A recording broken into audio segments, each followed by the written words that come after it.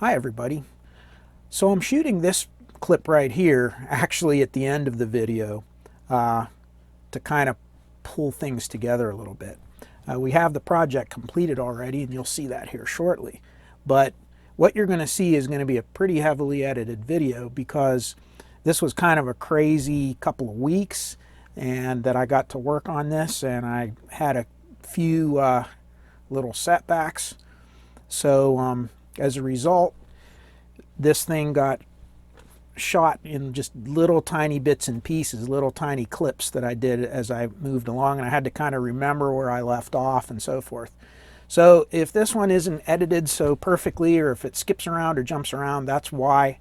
I don't know how educational this thing will be, but hey, maybe we can all watch this together and have a little bit of fun and kill some time. So I'm going to post this anyway. Anyway, enjoy the video, and I'm really excited about where this thing's going to go when it's finished, and hopefully I'll be able to take you along with me so that you can see this wonderful place that we're going to be taking this. So stay tuned, and now for the video. Hi everybody and welcome back. So it's a cold morning, it's the weekend, and I think it's a good time to spend a little bit of time at the bench. So what we have here is a little project I'm going to try to squeeze in between other things for a friend of mine, and it is a Kenwood model KR 5400. So it's just a little 35 watt per channel receiver. They were really good quality in their day, and this was a really good entry-level stereo for people who wanted to kind of step up into a little better quality equipment back in the 1970s. The tuner's not super sensitive or anything compared to the 7400, but it's a decent little receiver, has a decent phono stage on it, has a really nice amplifier, it's very service friendly, and this model, being a little bit later serial number, even has the updated protect circuit to protect against DC offset on the speaker terminals. So this will be a nice little project. To my understanding, I've never turned this on or anything, but to my understanding it has a blown channel, and we'll find out here what the problem is when we test it out. But of course, like always, we're going to kind of take it apart and just do a little scan inside and see what things look like, and then we'll see what all's wrong and we'll make the repairs. So if that sounds interesting to you, stay tuned, and that's what we're going to do. Okay, so if you're new to the hobby and you want a good starter receiver to service that's very service friendly, this is definitely a good candidate right here. And you can see how it's laid out. Everything is separated by separate circuit boards. So you have the power amplifier here. The heatsink is actually integrated onto the circuit board there. So everything's all together. There's only a couple of connections and this whole module can come out. You can see that the power supply is all one board, and you have your two main filter caps. Your tuner is all on one board. A very, very simple tone control circuit and switching circuit in this. Everything is very accessible. So this would be a really good for people just getting into the hobby. Now, as you can see, this thing's pretty filthy. There's a lot of crud in it, and that leads me to think that possibly this might not have any major problems, but rather the reason that a channel is out could be just a dirty contact or something. But anytime somebody says a channel is out, you kind of want to proceed with caution. Now, one way would be to use a dim bulb tester, and depending on the wattage of bulb that you use, that can be a good method. Just remember, if you put a great big light bulb in there, it's going to allow a lot of current to flow, and if there is a short, it can definitely allow that short to cause more problems. Whereas if you put a small bulb in there, like a 40 watt or something like that, you'd be a little bit better off. The other alternative, if you have such a thing, would be to use a variac, and bring the thing up slowly and kind of monitor the current. And that's what we're going to do today, just to do something different. We're going to use our little variable isolation transformer monitor circuit and we're going to power this thing up slowly and watch what happens. So I've never turned this thing on yet, but I have a feeling it is going to come up and work, but maybe not. We'll see. Okay, hopefully you can see that and there's not too much glare. Let's start bringing up the variac and we'll see if this thing decides to power up. The main thing we're going to look at right now is the current in the upper right hand corner, and we're going to see if there's a short, you'll see that current go up very quickly as we turn up our line voltage. So let's turn the mains up. Remember, the current should kind of surge up and then drop down a wee little bit as the main capacitors charge up. The fact that it's drawing current at all tells us that at least you're getting power to the unit. So let's go to about 20 volts. So far so good. See, it's only drawing about 31 milliamps. Let's go to 30 volts.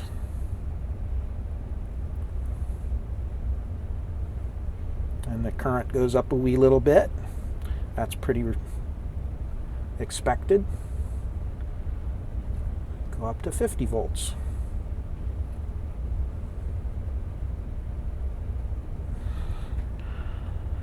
Okay. Like watching paint dry, isn't it? I'll go up to 65 volts. Why 65 volts? Because probably people will comment and say, why are you picking 65 volts to stop at? Yeah, that's right. I mess with you guys sometimes, don't I? Go to 80 volts.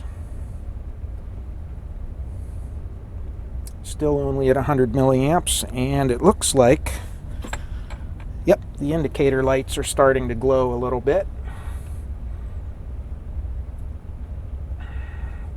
Go to 90. We're still looking good. So I think it's pretty safe to say there's no shorts now. Let's see, there's 100 volts.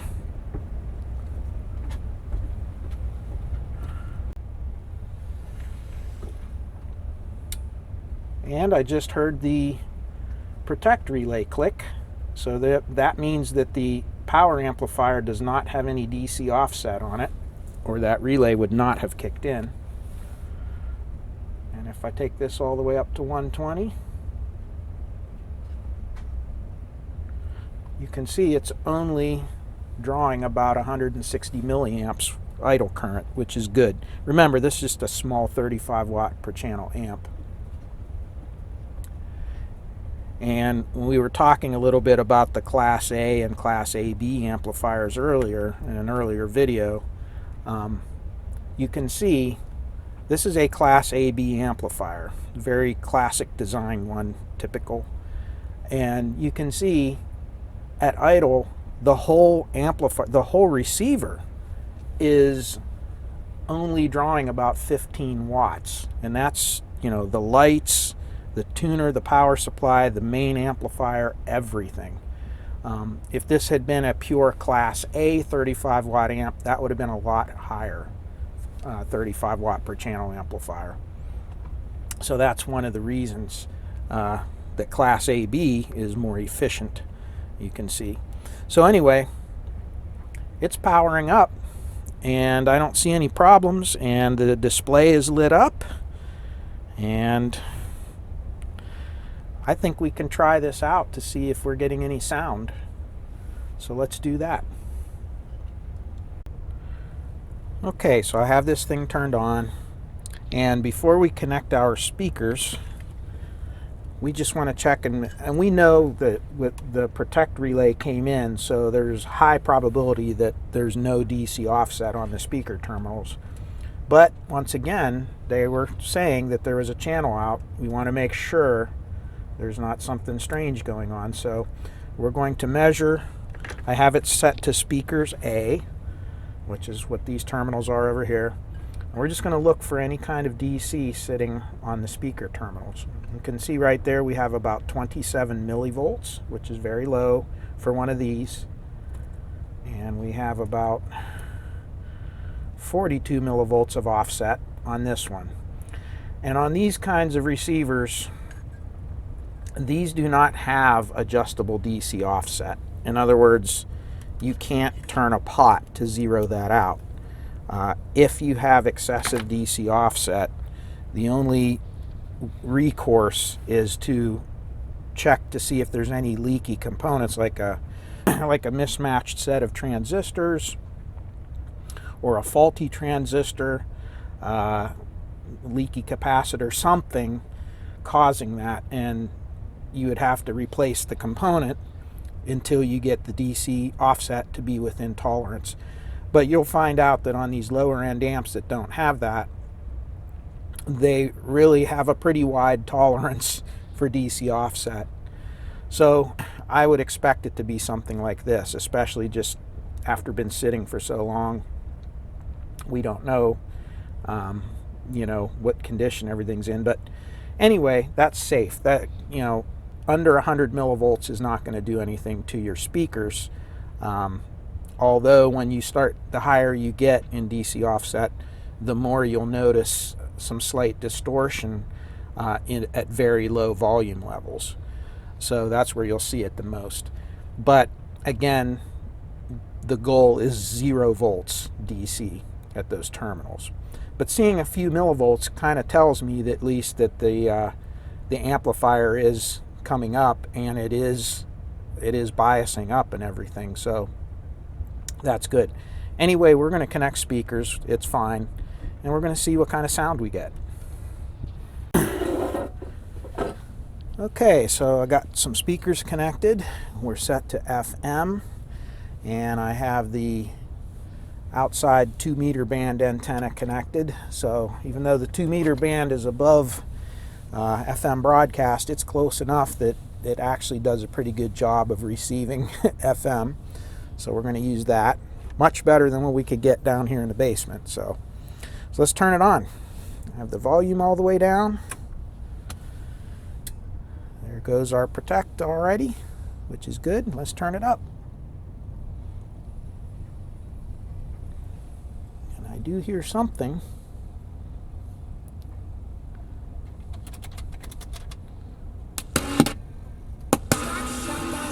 So, just as I suspected, did you notice that?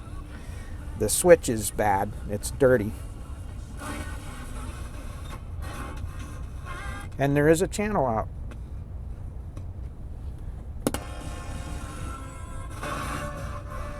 So we do have one channel out.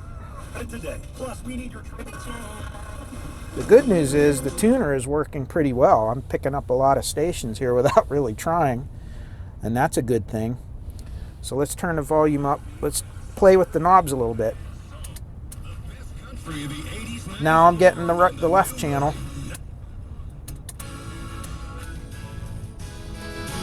Okay, both channels are working, but there's mono right there. Now both channels are playing.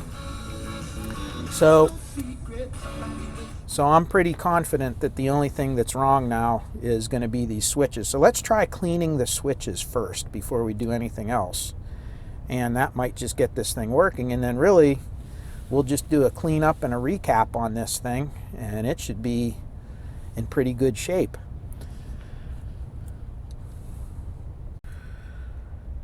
So I get a lot of comments asking if I discharge the main filter capacitors before servicing an amp, and how I discharge the main filter capacitors if I do. So I'm going to give you a little rundown on that. I know I've done this in previous videos, but it's been a long time, so unless you went way back, you probably didn't see this. So I have the amp on its side. I have the bottom off of it, and I'm going to just turn it on for a second, and I have the probe connected to one of the main filter capacitors for the negative voltage. And if you turn it on, it's using a plus and minus 34 or 35 volt power supply roughly. And if we turn the power off, you can see that it discharges slowly. And really, this amplifier, either the capacitors are getting kind of leaky and tired, or there's something in the circuit that bleeds them down relatively quickly. So this amplifier is not really very dangerous. After you turn it off and wait a minute, it'll bleed down. There's really very little, if any, voltage as long as you unplug it. But if you look at the, for instance, the SA9800 video that we did, the main filter capacitors on that had a lot higher voltage on them because it was a bigger amplifier. But more importantly, that circuit did not drain down the capacitors after you shut the power off. And those capacitors were so good that you could come back 2 full days later, 48 hours later, and they would still have almost a full charge on them. They are that good. And if you get across those, you could have some problems. So I use 2 methods for discharging capacitors. In solid state amplifiers like this, I will typically use, this is just a cheap light bulb socket that I purchased at a hardware store. It's plastic. And I modified an old set of meter probes to go on here. And I just put an incandescent light bulb, and I like to use a clear bulb so I can see the filament. And this one discharges so quickly, you got to be kind of fast. But we'll turn it on. We'll turn it off and unplug it. And then if we go from here to here, from ground, just go across the capacitor, you can see it discharges it very quickly. Now, if there was high power on here, like that SA9800, this bulb would flash very brightly for a split second, and then it would fade out, and it's draining the capacitor through the filament of the bulb. And that's the safest way to do it. These will take that capacitor, and kind of, as long as it's not over 120 volts or so, this will work just fine. And it'll limit the current coming out of that capacitor so that you don't get a big spark or anything like that. So this is one method. And actually, some service manuals of some of the older solid state amps with the big power supplies will actually tell you to use this method to drain down the power supply. Now, when you're dealing with higher voltages, like in a vacuum tube amplifier, if you try to drain a 450 volt capacitor into a 120 volt filament, it'll blow the filament right open, and I've seen that happen. So this isn't really the best alternative. Now, you could daisy chain a bunch of these in series, and that's kind of messy, and the resistance gets high, and it's not really my favorite way to do it. I would not do that. In that case, I use this little, what I call a stinger cable. And it basically consists of a wire that you would connect to your ground or to common. And then it has a brass rod, you can see there. It's heavily insulated. There's actually high temperature thermal insulation underneath this, and with several coatings of heat shrink. And then inside here is a resistor, a big ceramic resistor, and it's soldered right onto the copper, to the brass bar, and then the other end of it goes to this wire. So basically, you're shunting this resistor across the load, and actually, and the value you pick depends on a lot of things, but even like 100 or 200 ohm resistor is fine. And what it'll do is, since it's such a short surge current of those high voltage capacitors, even though this is only a 10 watt resistor, it never gets enough heat to blow it open or anything like that. Now, the downside of that is this doesn't give you a visual indication that it's discharged it. So let's say this resistor was open and you just went and touched it, you didn't discharge it because you don't know if this resistor is good or not. So whenever you use one of these, you really want to have your meter connected to the power supply so you can physically watch the voltage go down. And that's the only way to really know that there's no power left in the capacitors, that they're drained. But I use this quite often. I've actually used this a whole bunch of times.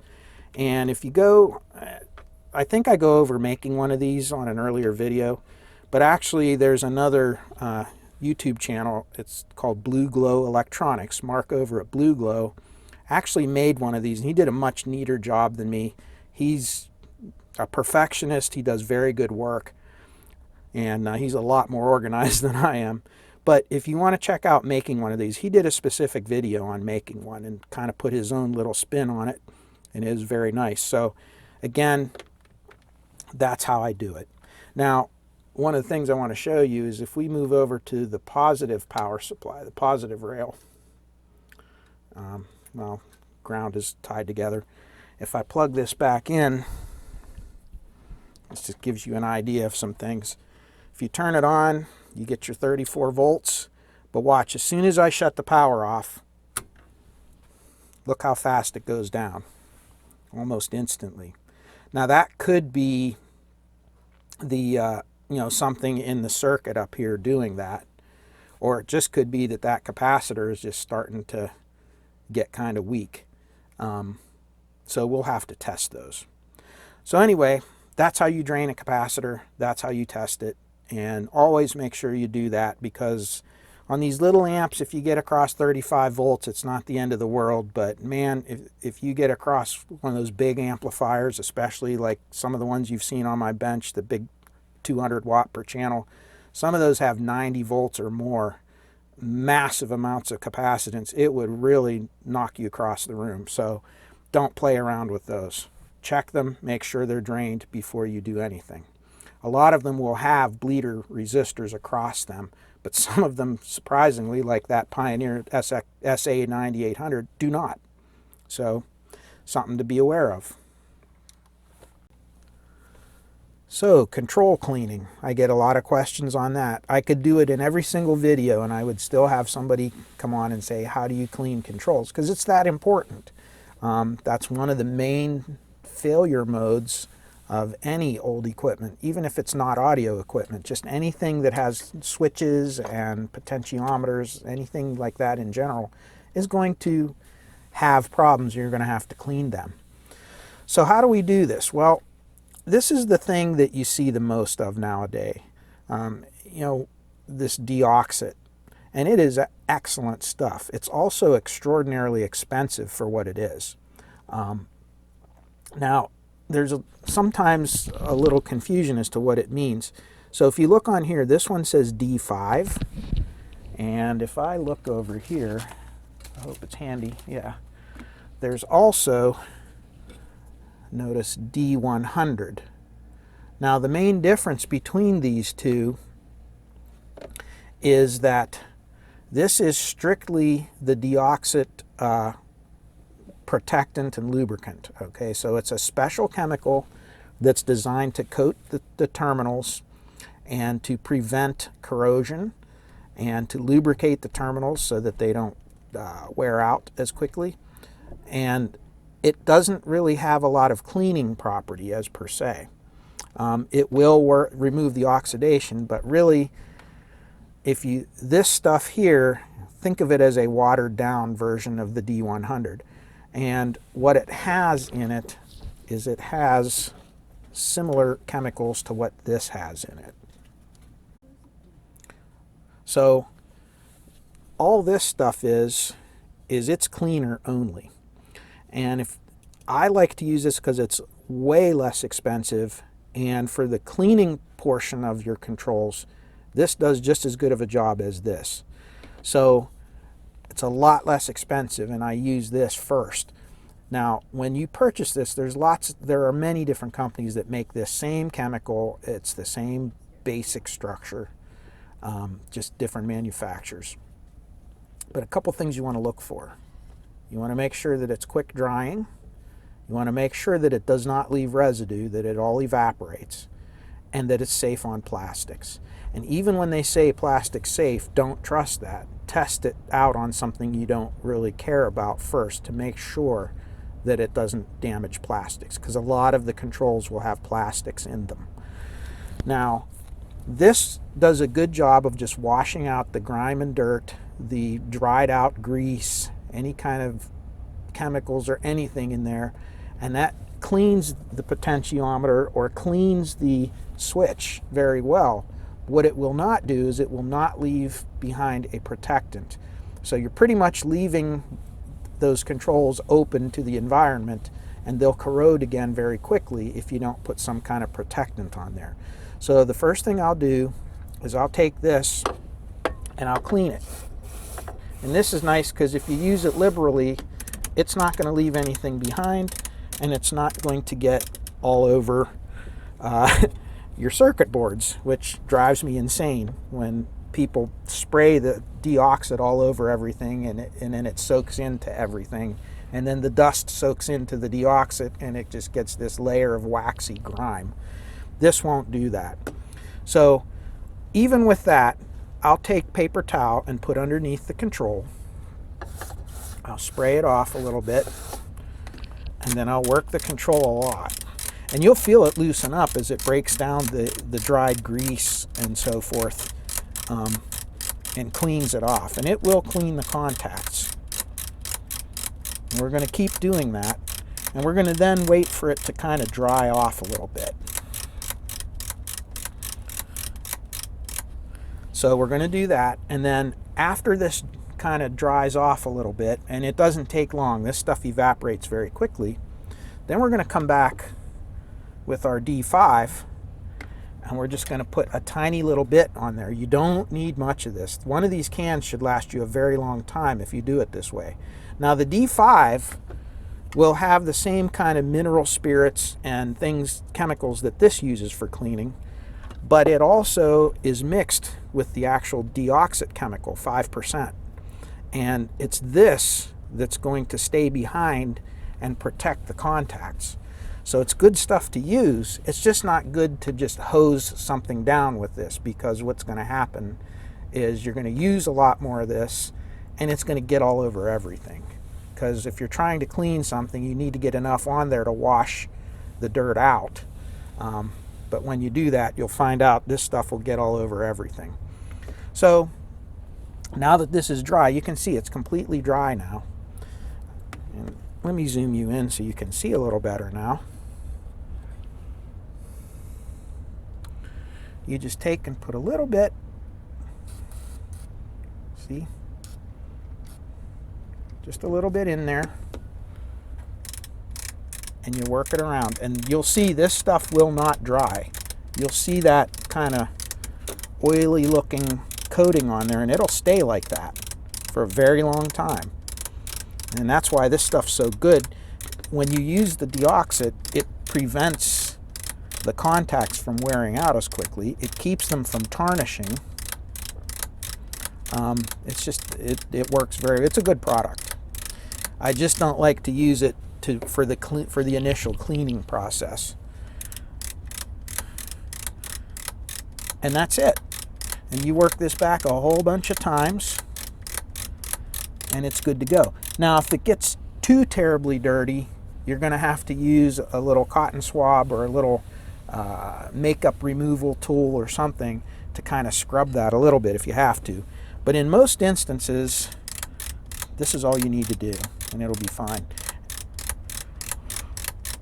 So I'll do that, and I'll go through all of these controls, and I'll do the same thing to each one. I'll start out by washing it out with this stuff, and then I'll go to the deoxit and put a little coating of that on there, and this should be good to go for another long time. Okay, the controls are all cleaned, and we flipped it back over here, and let's turn everything on, and we got the speakers and the antenna connected back up, and let's see what happens. And remember, the left channel was out unless you turned it on to mono. Remember that? So we knew the channel was good. We just knew the signal was not getting to it. So let's turn on. All right. And it sounds to me like both channels are on. There's left. And there's right. And I don't have a stereo microphone, so you'll have to take my word for it. So let's tune a little bit. And I see a problem. Take a look. If you notice, I'm going to zoom you in. We're going to show you a problem. Hear how distorted it is? So if I tune it for maximum signal strength, it's distorted. If I tune off station, it clears up and the signal strength drops down. And what that is that means there's something out of alignment probably with the discriminator circuit for the FM. So the FM is absolutely going to need an alignment on this. And we also could have some bad capacitors, although I don't know about that. I think it's more alignment than anything else. It's pretty amazing how filthy the tuning gang and everything is on this, and it still tunes in. It has good sensitivity for the type of tuner it is. So I think we're just going to be able to get away with an alignment. Now that brings us to another little subject, and that is I do not have a service manual for the KR 5400.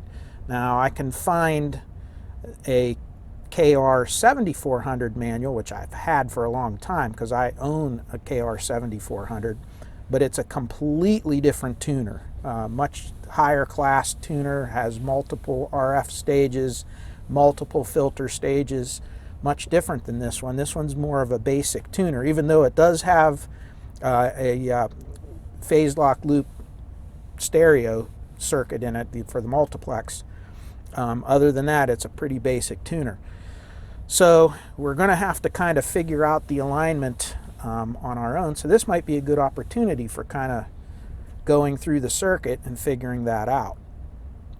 But the good news is everything is working and it sounds pretty good. So I'm going to try putting a signal into the auxiliary input to just kind of see how this thing performs, and we may just connect up a signal generator to just kind of do some basic tests on the audio amplifier, and then we'll probably go through and clean it and do a recap, and we'll have to do an alignment.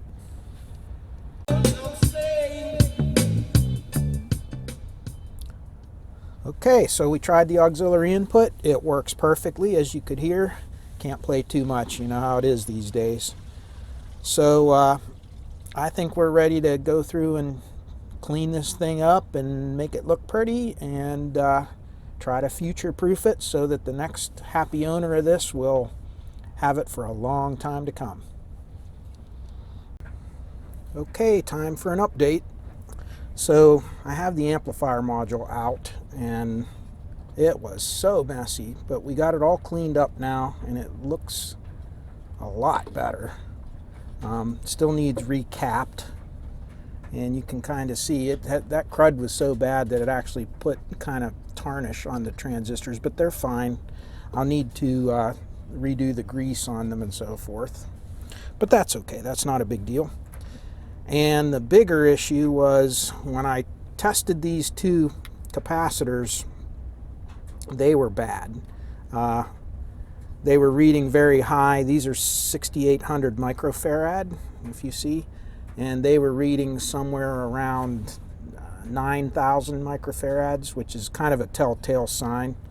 And then when I put them up on the capacitor analyzer, we were getting about 4,700 microamps of leakage, and the spec was well below 3,000. So they were leaky. One was much worse than the other. This one here was a lot worse yet than this one, but they were both bad.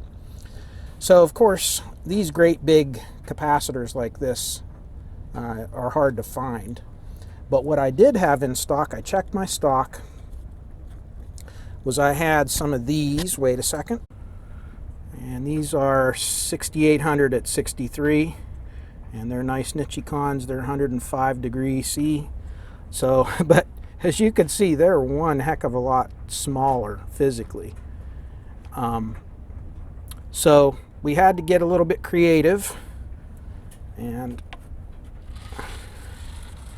I'll show you what I did. So you can see, all I did was I put some of this adhesive backed felt around the capacitors, and then they fit perfectly in the clamps. And after I banged the camera, on the other side, I just took the terminals like this, because they weren't these type, they were different, and I put a terminal strip in, which actually this particular strip lined up perfectly with the terminals, and I just bent them up and put the grounds in here the way they were, reattached our positives, and these wires up here were just so brittle that if you just even bent them a little bit, they would just crack and break. So I put new solid conductor copper in there, so those will be much better. And we're ready to cap this board up. So we can replace the caps in it, and then we're going to get it all put back together, and we'll give it a quick test and see how it works. And you know, of course, placebo effect always kicks in, but when I did test this, you heard me playing that song from the Police, and I noticed that very, very quickly this amplifier ran out of gas. And what I meant by that is you didn't have to get it very loud before the bass started to kind of get flubby and distorted sounding. And that's a really good telltale sign that these caps are not working properly. The whole idea of these caps is whenever you hit a large bass passage, they actually can supply that extra current that you need to provide that bass. And if those aren't in there properly, or if they're too small of a value, what happens is you'll get that kind of that dropout of the bass. And even though the transformer can handle high current, it can't handle the high surge current that a capacitor can handle. That's the purpose of these.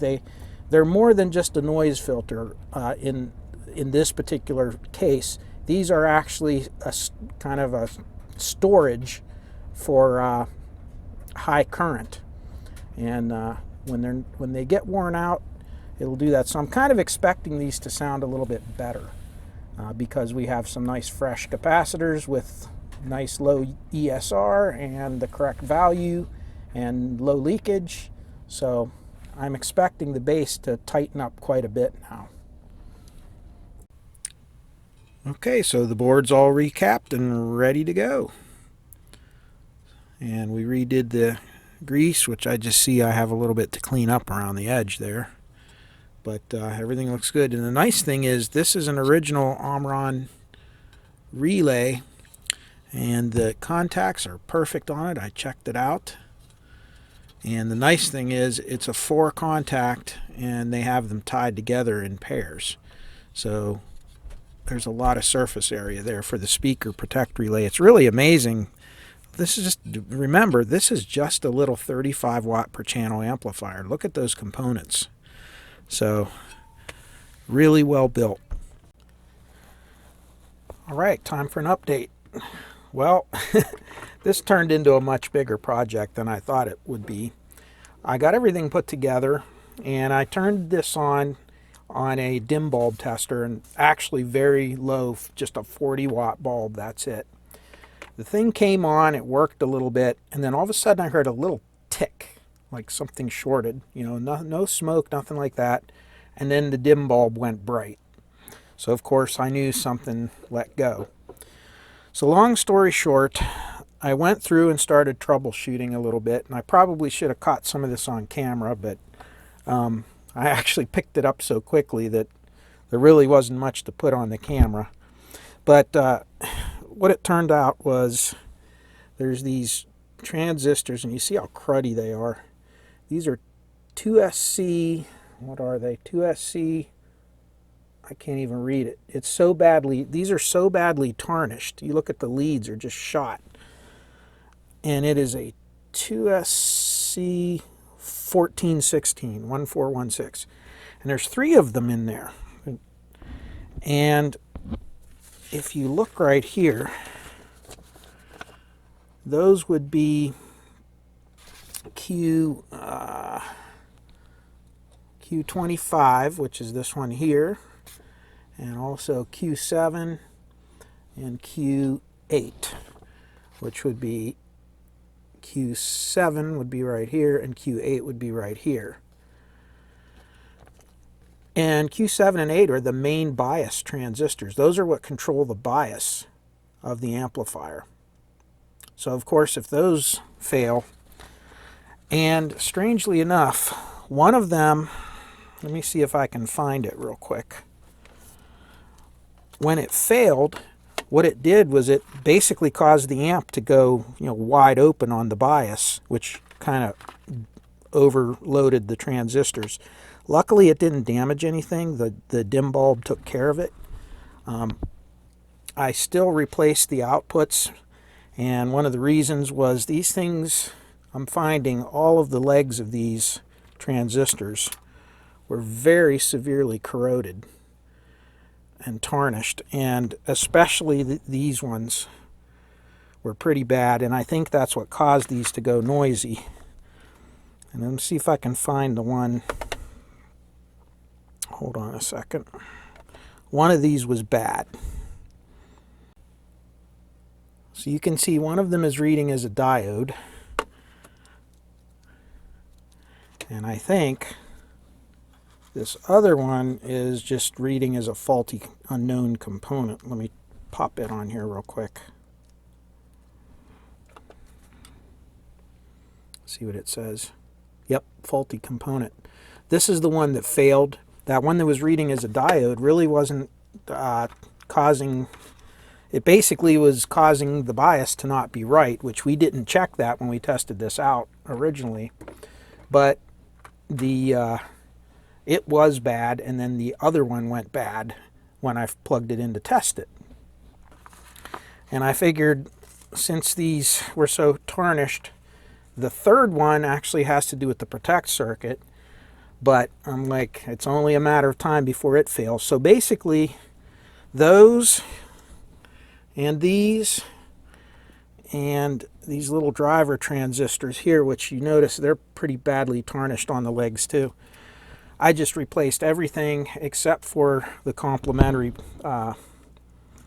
differential pairs in the front end, because as you notice, those are very high-end transistors, and they have the gold contacts on them, and they're in very good condition still, so I left those alone and I left these alone. Those are the only transistors I did not replace on there.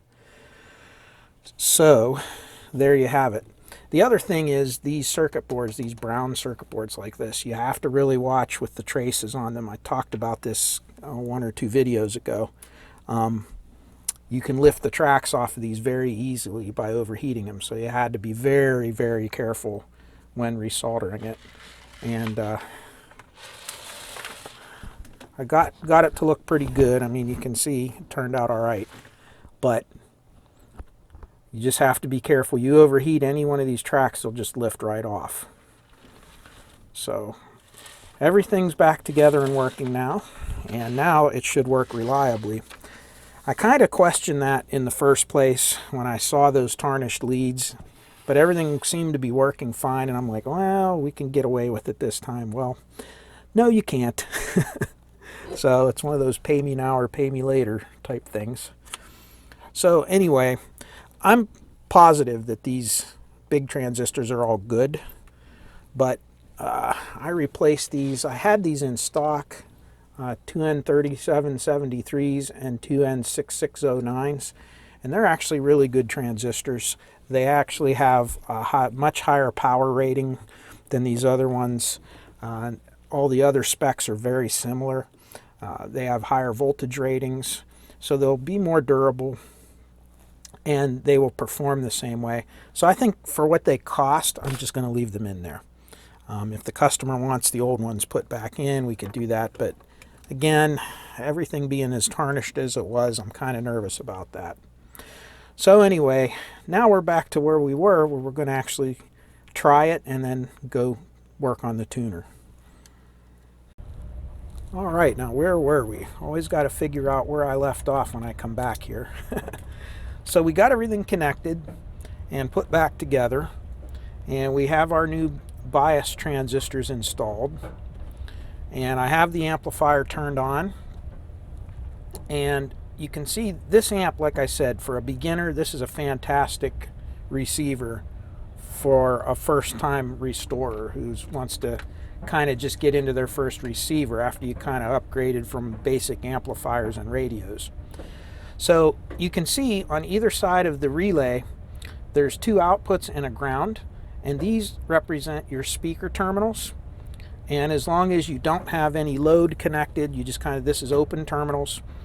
So you would either turn your speaker switch off or go to a speaker terminal that doesn't have anything connected to it.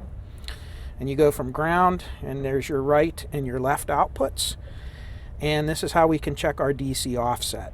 And you can see this for a lower cost receiver that does not have adjustable DC offset, 18 millivolts, that's beautiful. And if we go to the left channel, 13 millivolts, even better. So our DC offset is good. Now the next thing we got to look at is our bias. And of course, we really don't know where to set this because we don't have a service manual. All I have is just a basic schematic. So we're going to kind of try to figure out where this needs to be. And looking at the schematic, you have your 4 current limiter resistors coming out of your outputs. So 2 here and 2 here. And they're 0.47 ohms each. So if we read, if you add these together because they're in series, that's approximately, it's just under 1 ohm. That's going to be like 0.94 ohms, so almost 1 ohm. So if we connect our meter from here to here and we measure the voltage across here, you will have not quite, but approximately 1 volt would equal 1 milliamp of current, of idle current. So I'm going to connect my meter from here to here on this side and from here to here on this side. And we're just going to use that theory of about roughly 1 millivolt per milliamp. Now, people think that the bias is an all-important thing and you have to split hairs and make total perfection. And with some amplifier designs, it is more critical. On these kinds, the worst thing that can happen is if you increase the bias a little bit higher than it should be, it'll just make the amplifier idle a little warmer, which of course you don't want that. You know, the idea is to get it to idle where it's not overheating, but where you do not have any crossover distortion. That's really the main goal here. So with this kind of an amp, I would say somewhere, I would imagine they want this thing to be somewhere around 20 to 25 milliamps of idle current. That's not very much, but that's really all I think we should have in there. So we're going to set this somewhere around 20 milliamps or so. And after it settles at 20 milliamps, then we're going to listen to some music on it for a while and make sure it sounds okay to our ear. But that's not really going to tell you everything. The next thing we're going to do is we're going to connect a signal generator. We're just going to put a real basic 1 kilohertz sine wave on it. And we're just going to turn it to way, very, very low volume. And we're going to crank up the oscilloscope sensitivity so that we can see any kind of crossover distortion whatsoever. If this thing idles nicely at 20 milliamps or so, and the heat sinks don't get warm, then I'm going to call that a good setting. How did I come to that? Well, it's just from experience. again, this is a small 30-watt amplifier. You don't have to idle this very high to get above that little voltage drop of the transistors that we talked about in our Class A Understanding Amplifier Classes video. So let's do that. And when we do that, we're also going to pay attention to what the pots look like. Here's your bias pot, and it's a one-turn pot. If I'm in the right ballpark, that potentiometer should be somewhere near the center of its travel. So we'll see if we guessed right. What do you think? All right, let's do it. Okay, so just like in the schematics, these 4 green resistors down here, you can see those are the 0.47 current limiting resistors that are on the emitters of the outputs. And we have our meter across them. And I have these pots right now set to about center of travel. And you can see we only have about 2 millivolts, which is way too low, I can tell you that. I have, now just seeing how sensitive this is, we're going to move it and see. We're probably going to end up in that 20 to 25 millivolts that I was talking about. So let's rotate this first one just a little bit.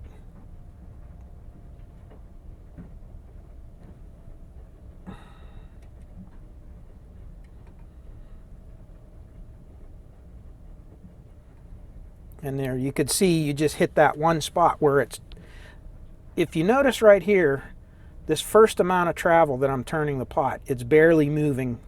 And what that means is the transistor, along with my meter, is pretty much turned off.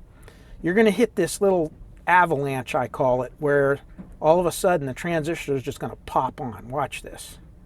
Just turn it a little bit, and all of a sudden, boom, it starts going up pretty fast. And so that's right about where I think we want to be. So we're going to do 20 milliamps. Right about there. Like I said, this is not super critical like you might think. The idea is just to get it in a good spot. And now we'll go over to this channel, and it's acting very much the same, which tells me that's a good thing. These channels are pretty well balanced, so our transistor choices were pretty good. I'll talk about that in a minute because I know I'll get questions. See, I'm turning the pot and nothing's happening, very little change. And then all of a sudden it's going to take off. There, it's going fast. See that? How it just popped? So let's turn it back down just a little bit. And there's our 20 millivolts. So that's roughly 20 milliamps. And it's going to vary a teeny little bit as the amplifier changes temperature a little bit. The heatsink is cool right now. I mean, it's room temperature. It's not warm or anything like that. So that's good. None of the transistors feel hot to the touch or anything like that. You just feel barely little above room temperature. So now that we have that, we're going to come back down here, and I'll put this on here. I'm going to turn the speakers on. And I have our favorite YouTube library queued up. And I just have from the front page picked a song here. Let's.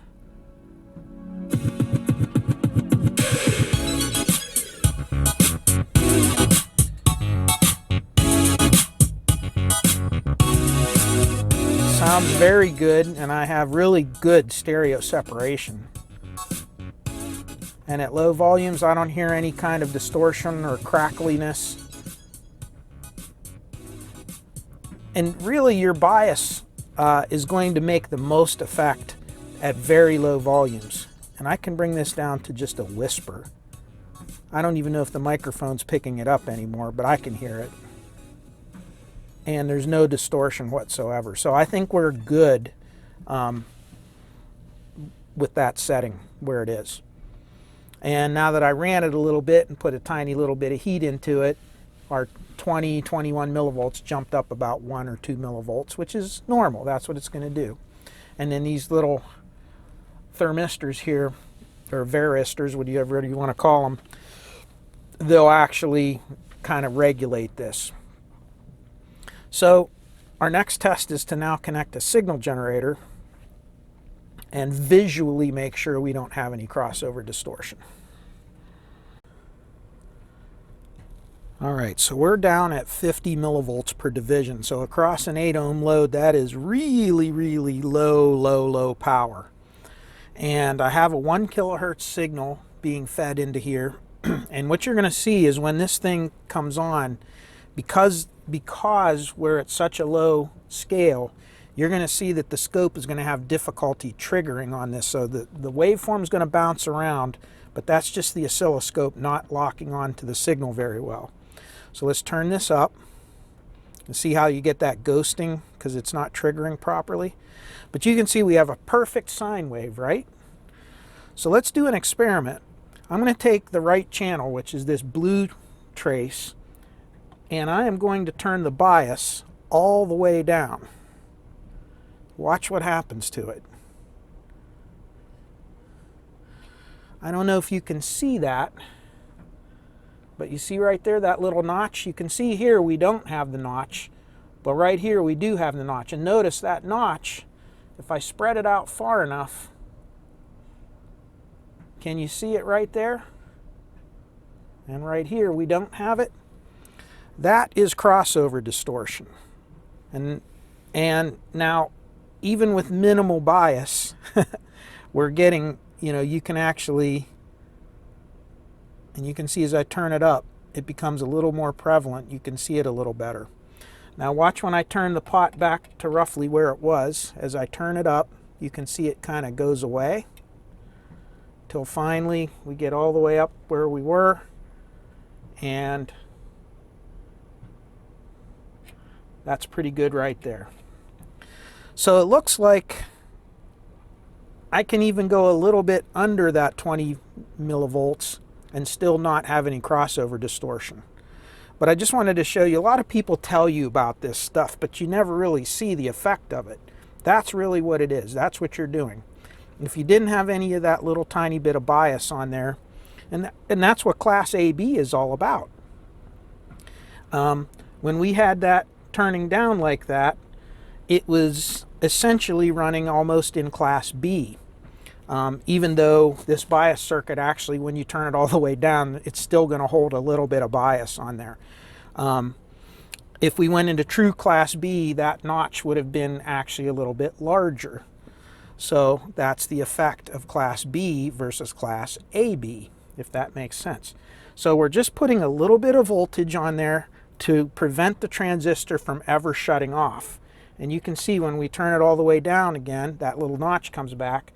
For that little tiny period in time, both transistors are actually turned fully off. In other words, neither one of them are conducting until you cross over that little threshold of the transistor voltage drop, and then it kicks in and starts working again. So I hope that makes a little more sense now. So when we turn that back up, you're just preventing it from ever reaching that low of a voltage where it can turn off. Pretty cool, huh? All right, I think this amp's ready to move on to the tuner and check it out, because that's really the big job we're going to have to do on this receiver. You've seen me do the tests on amplifiers a million times on my other videos, so I'm going to skip that part on this video. We're going to go to the tuner, and I think that's going to be a little more interesting because it actually has some issues with it. So let's move on. All right, so we have the tuner set up, and we're monitoring the record output jacks for right and left channel, and we're feeding a stereo multiplex signal into it using a new toy that we just got. I just picked up a Sencor SG80, really neat piece of test equipment.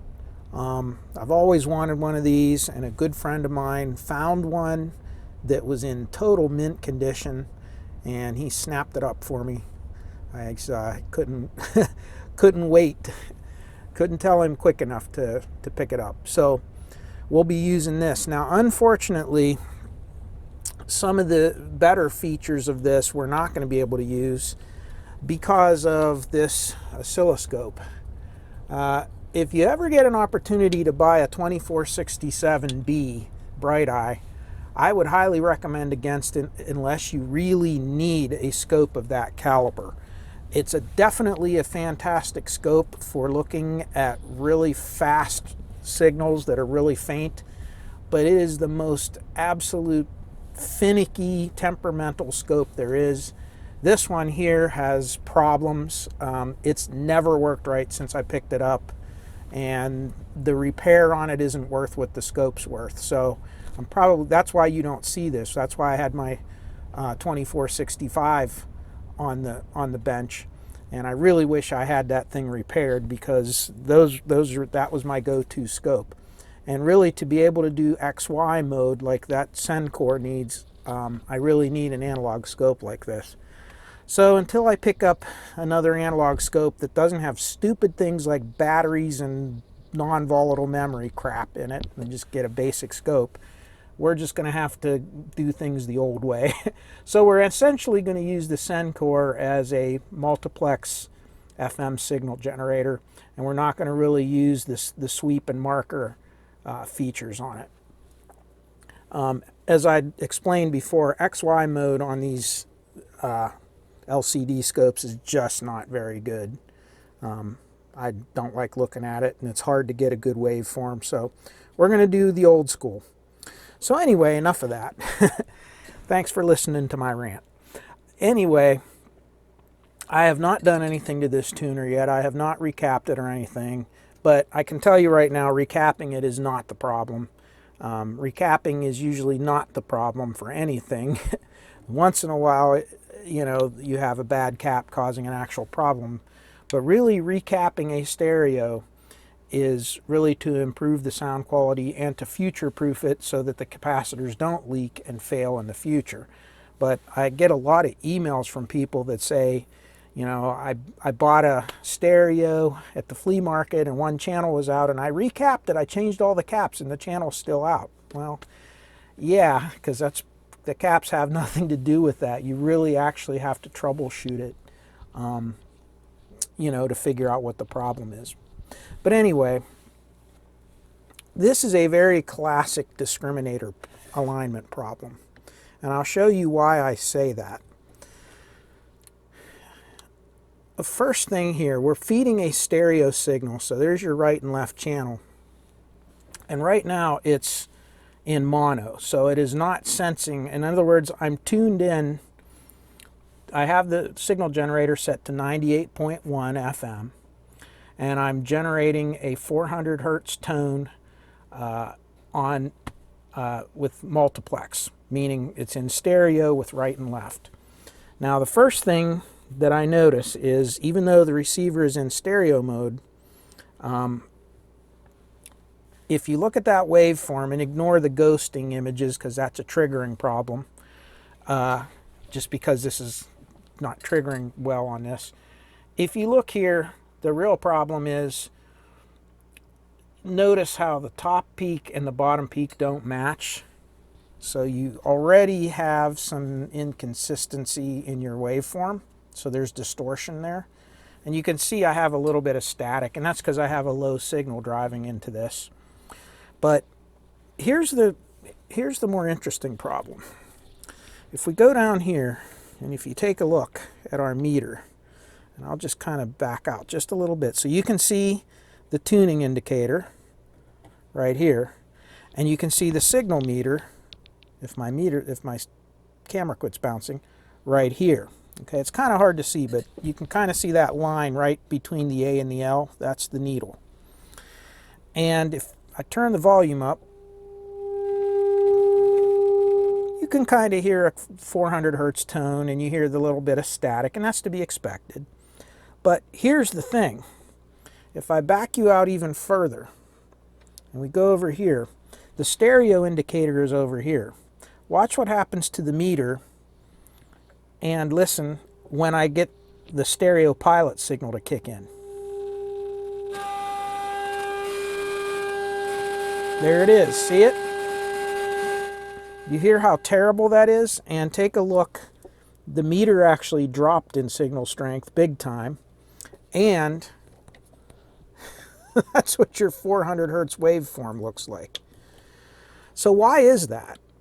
Well, the reason for that is the discriminator circuit. The discriminator circuit is the circuit that strips your audio off of your IF signal.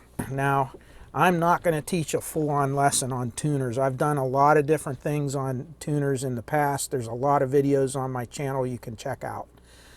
But this is a classic example of a discriminator alignment problem. Because what's happening is the IF signal and the way it's picking it off, picking the audio off of it, they're misaligned. So what you're doing is you're clipping off part of the, how do I put this? You're not centering the discriminator to the signal. In other words, the discriminator is looking for a carrier signal at one frequency, and the frequency, the carrier frequency, is actually somewhere else.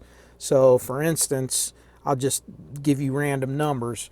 Let's say you want 10.7 megahertz is your IF signal, and you have the audio riding on top of that 10.7 megahertz.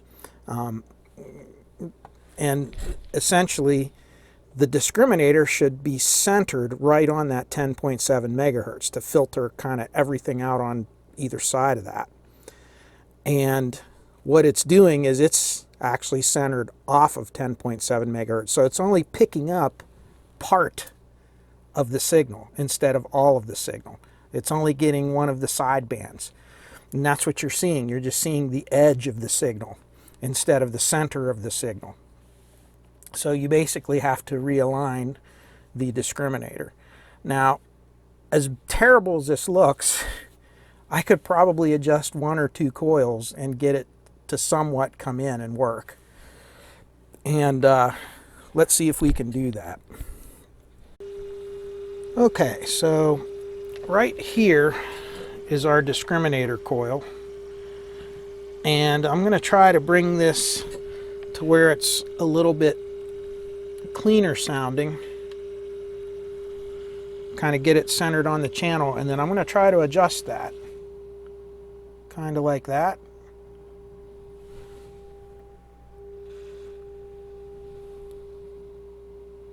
And we're going to see what we can do. I'm just going to turn that coil,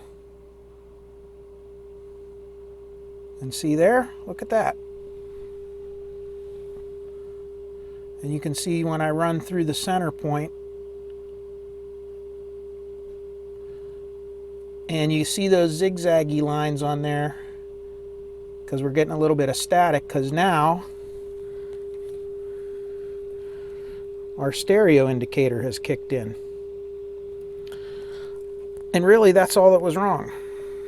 Now, there's more that we can do to kind of fine tune it, but that's all that was wrong. Now, why did that drift? Well, probably a component has drifted with age, or with crud. It could be a capacitor. It could be one of the transistors drifted a little bit. Hard to tell.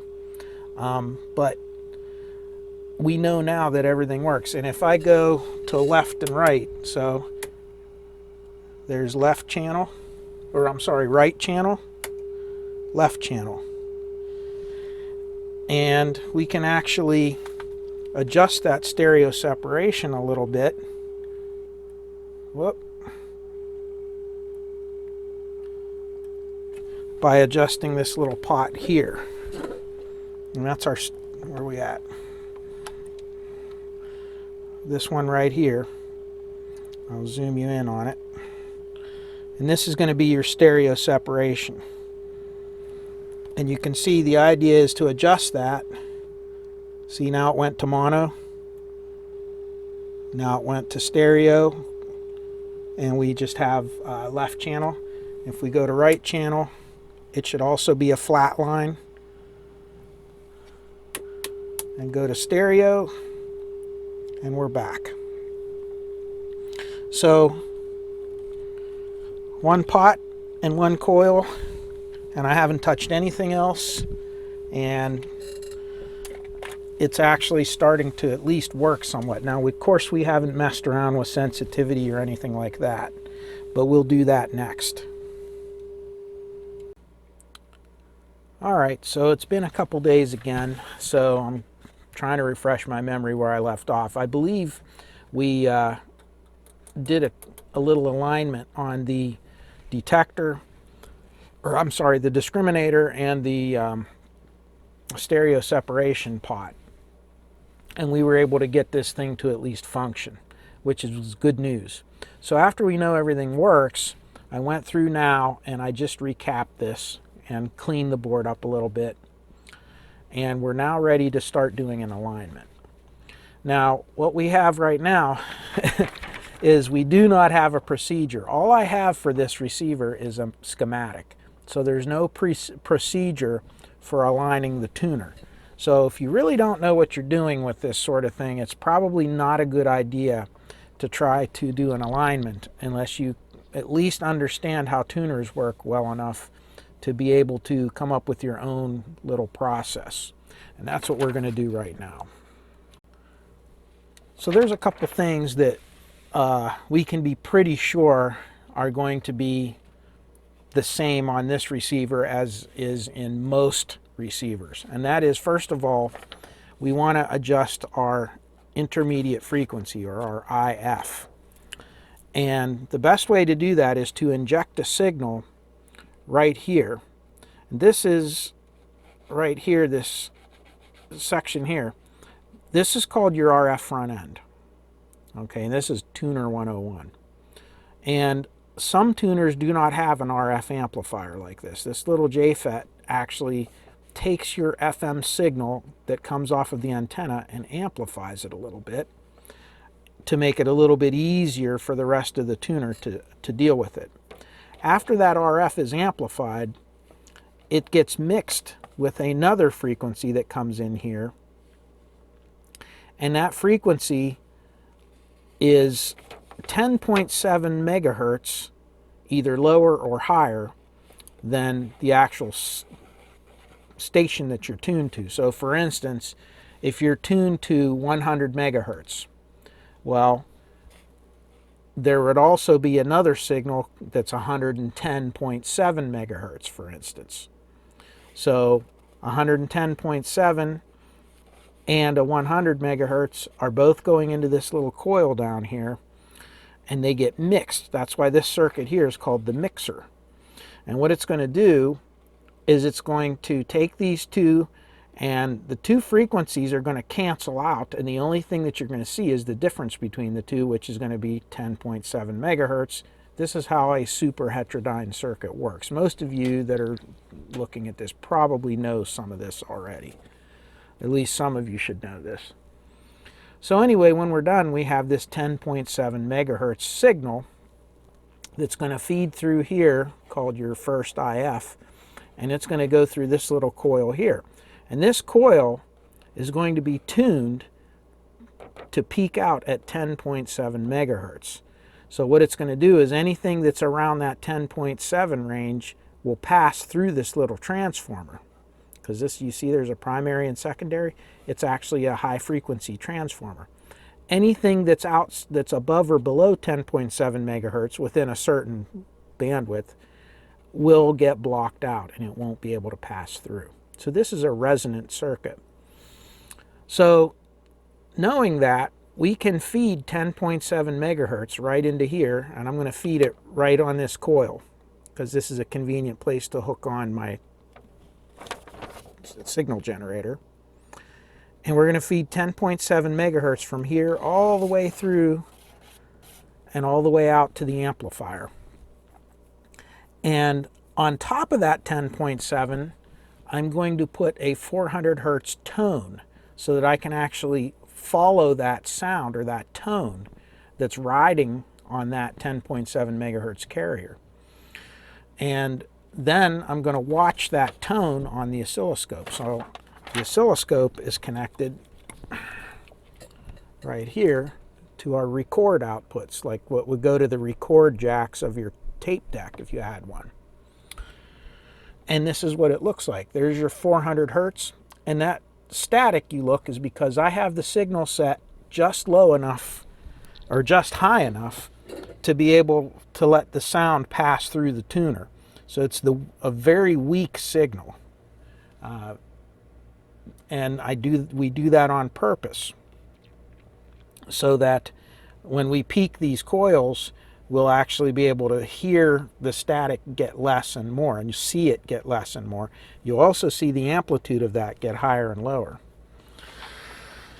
And over there you can just see we're just using one output here, and it's set to 10.7 IF and pretty low signal.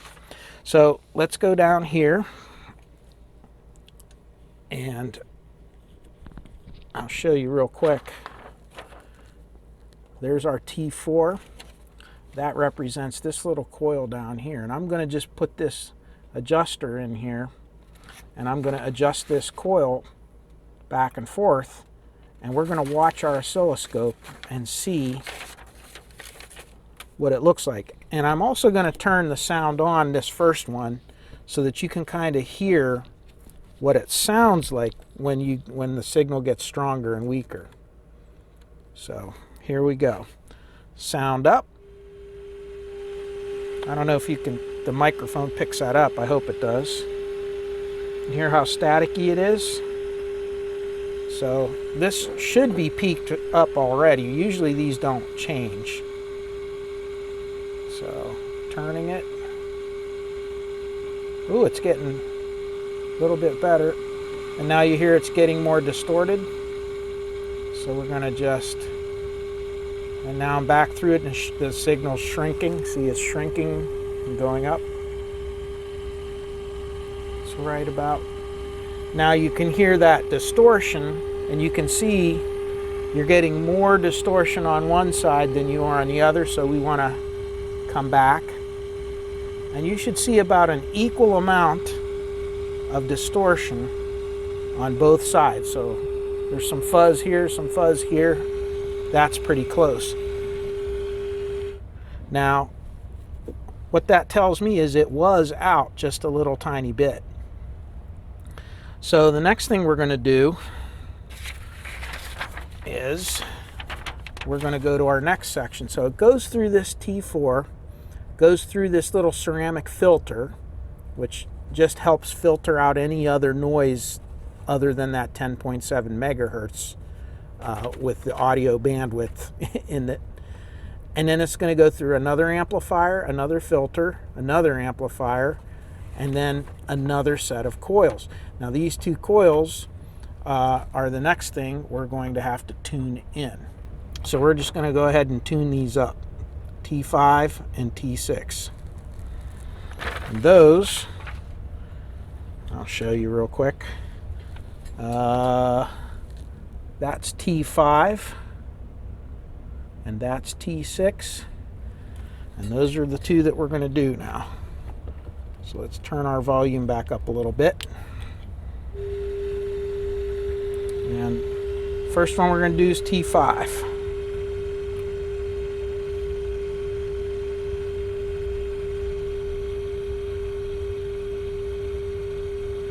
And there it goes. Well, we passed through it. And I think I have too much signal here, so I'm going to back it off a little more. I'm going to make it real staticky and see if we can get it to peak. That's definitely not it. And there, that's getting better. And getting worse again. Now it's fading out. So we want to just go through till it peaks. Hear it getting a little louder. You might not on the microphone, but you can kind of see it right about there. Now we're going to go to the next one. I'll turn that down and let me get another adjustment tool. if I can find it in here. There we go. And we're going to adjust this white one here. I'm going to turn it up a little bit. And we're going to see what we get here. And I'm going to turn the volume up to listen to it.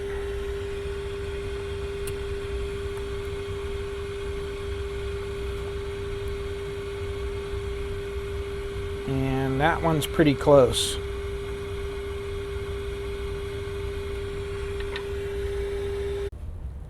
Okay, the next one we're going to come to here is T9, and you can see there's another amplifier. This is a little amplifier IC, and this is going to be your discriminator. That's what we adjusted. Just before that is T8, and it's another one of those tall cans, and I'll show you that.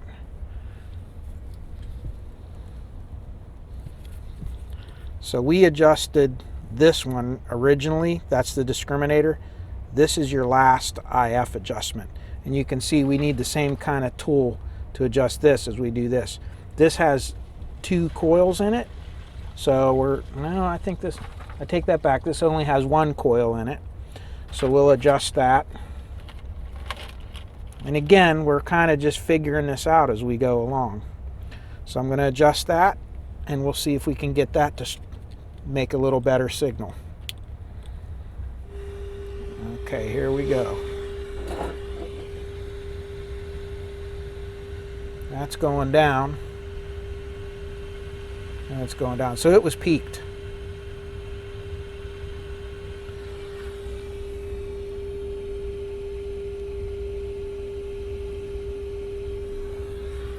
Now I'm going to show you another little trick that we can use. Okay, I don't have any light here. Let me turn some light on. So I'm still on T8, and we use that visual method there. But here's another thing that you can do.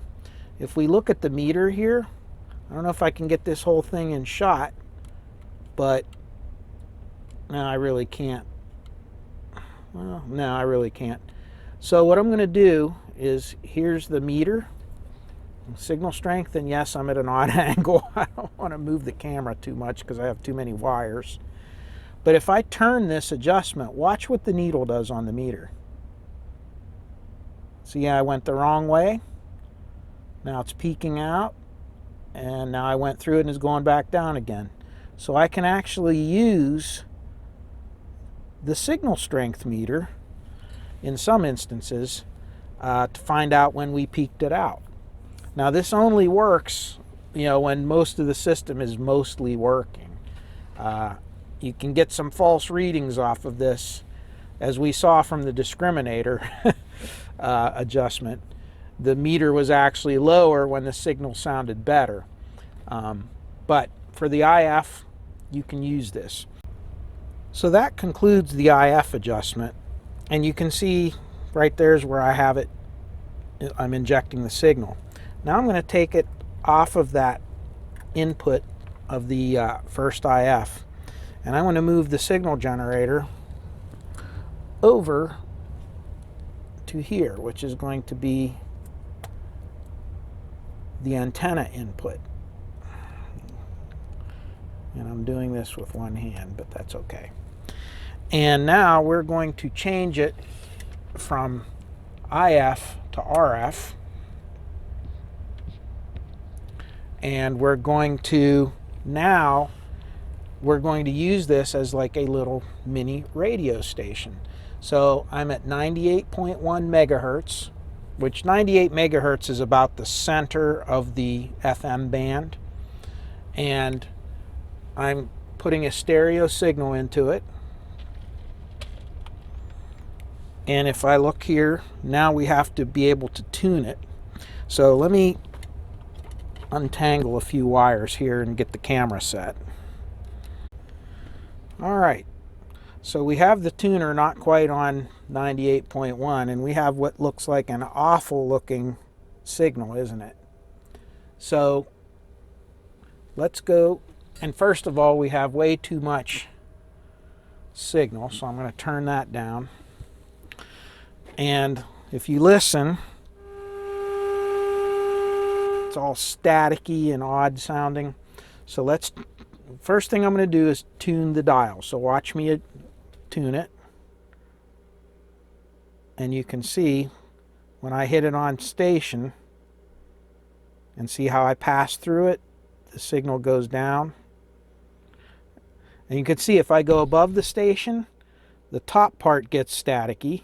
If I go below the station, the bottom part gets staticky. You see that? That is how it should work, and that, when you see that, that tells you that your discriminator is adjusted properly. Because what you're doing is that signal is centered right over the IF where it belongs. In other words, you're dead set on 10.7 megahertz, and your audio is traveling right centered on that, so you have your upper sideband and lower sideband above and below your 98.1 megahertz and your 10.7 megahertz IF. And if we listen to it, it's a very clear sound. So that's what that should be doing. So that tells me that the tuner is working properly. Now, if we want to check dial accuracy, the first thing we want to do is we want to move our RF down to like 88, something like that. So let me move this over. Let's see, can I get...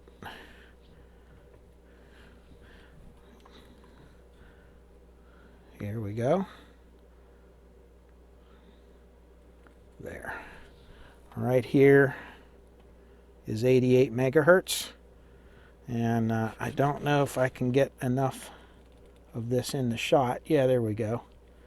Okay. So let me change my station. I now have the signal generator set to 88.5. So right down here is 88. And 88.5 is just a little notch after that. We're going to tune down here, and what you should see is when we get close to it, and you can see it's popping up as we get closer, and right there, pretty close to being tuned on, and we're not even listening to it, but if you turn it up, you can hear it. And you can see we're just above 88. So it's right around 88.5. So the dial is pretty accurate down here. And if we go up here to 108, and I'll set the tuner to 108 megahertz.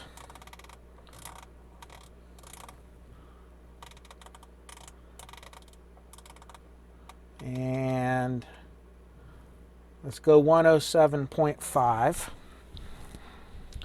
And if we tune this up to 107.5, so here's 106, and 107.5 is going to be right just up past here a little bit.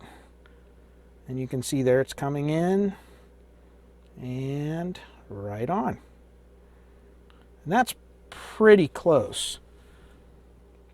And if we go down to 106, so we can put it right over top of something, 106.1,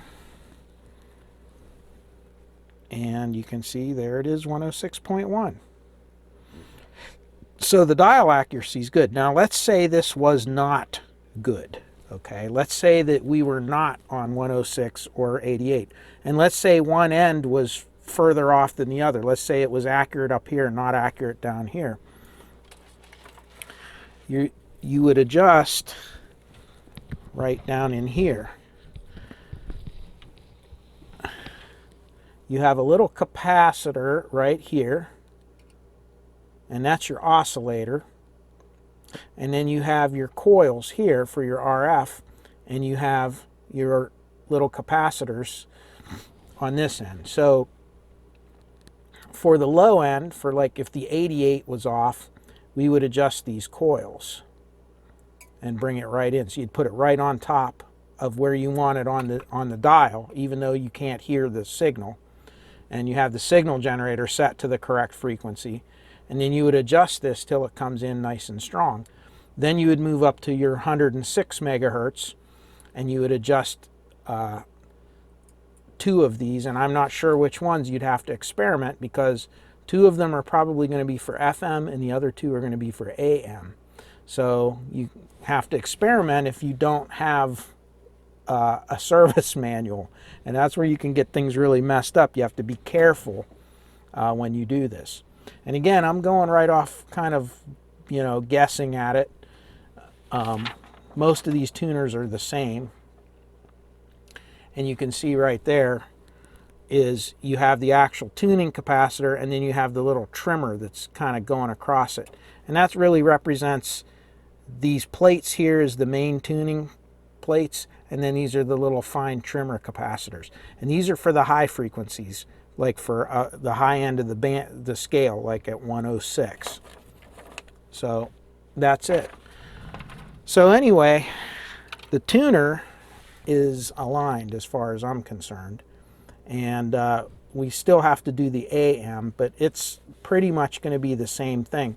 The main difference is you're going to have a different set of coils. You'll have a coil down here, and probably these couple of coils here will deal with AM, and this little red one down here probably going to be your oscillator. I can't remember. I don't know. These colors actually stand for something, and I forget what the color codes are. Like red, yellow, white, black, they all mean something. For IF versus oscillator versus AM versus FM, I'd have to look it up. Somewhere I have that written down. Normally I don't worry about it because I follow the manual and it tells you. But in this case we would actually have to look it up.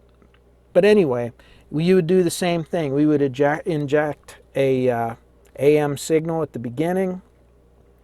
We go through and tune our IF, then we would tune our RF, and that's really all there is to it. It's pretty simple, which is what I will check. All right, you knew it would bother me until finally I broke down and pulled the problematic oscilloscope off the bench and put up an old reliable Tektronix 485. And we're in XY mode, and we're just kind of looking at the S-curve right now. I really wanted to test this Sencor out to the SG80 to make sure that it worked. And as you can see, it works. There's your S-curve, and there's your marker. But here's the thing.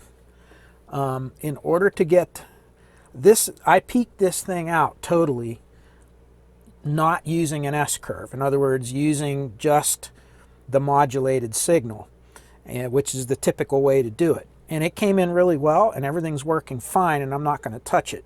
But one thing I did notice was this actually is how this should look. It's called an S-curve because it's kind of like shaped like the letter S, right? And the center part, you see this little zigzaggy line here. If I turn it off, that's actually your marker, and I'm getting all kinds of noise because everything's kind of have lights and everything else, so this is bouncing around. But essentially, this should be a nice straight looking line, and it is. And the marker is actually set to the IF frequency, which is 10.7 megahertz. And the whole idea of a sweep generator is it starts at a lower frequency and then increases the frequency over time, and then superimposed on that zigzagging up and down frequency, we actually have a set frequency of your IF, which is your center, which is going to be 10.7 megahertz. And if all is right, when you turn that up, and you can see me turning it up way up now, see it? Just a little bit there. That little zigzaggy line should be right at the center of this slope here, and it is. So you would say, well, gee, you did a really good job aligning this tuner. And while it is aligned perfectly, in order to get this little thing in the middle here, I actually had to set my marker to 10.73 megahertz. And what that means is the IF is peaked slightly off where you would expect it. You would think it would be at 10.70. I actually have to move this to 10.73. Now, if I move this, I'm going to move this down like this. Okay? If you go up here and focus on this, watch what happens when I put it right on 10.7.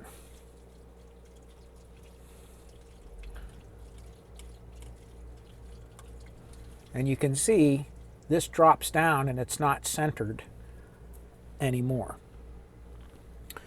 So what is possibly happening is either A, this thing is peaked a little bit off of 10.7 megahertz because we tuned it in that way, or something in the IF circuit, like a capacitor or something, has changed value or drifted in value slightly, and it's just a little bit off, or it always was like that, or the marker generator in the send core is a little bit off. So that remains to be seen. But that being said, it's very, very close, and when I inject a regular radio signal into it, it seems to be tuning very well. It seems to have very good sensitivity and selectivity. So I'm not going to worry about this on this tuner. Again, this is not a, a synthesized tuner or anything by any means. I just thought it would be interesting to kind of show you that. We'll get more into this type of alignment and so forth in future videos.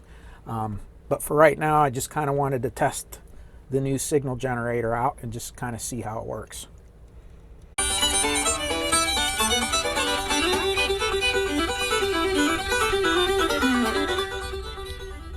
Yeah, it's working pretty good. The stereo separation on this thing's amazing. And the sensitivity is great, the selectivity is great, so I'm not going to worry about that little bit off center on there. This receiver is working like new, and I'm going to put it together, and then we're going to kind of set it up on the bench and give it one last look before we give it back to its owner. And that's going to be a special little thing in and of itself, in that the place we're going to take this to is a really cool place that I promised you before in an earlier video that we'd go see. And I think you'll be really excited with some of the things you'll see there. This receiver will be up for sale there, and as will some other equipment. And I may be talking to them about bringing some of my other gear there to sell off, because I just have too much stuff. And although I like to collect test equipment and tools and things like that, because that's what I'm really interested in, and I do like to collect some choice audio gear, but really you can only have so much of that, and it's not doing me any good sitting on a shelf. It should be, a lot of these things should be sitting on somebody's audio rack for them to enjoy and listen to. So I'm probably going to sell some of these things, and I will probably sell them through there. But anyway, let's get this put together.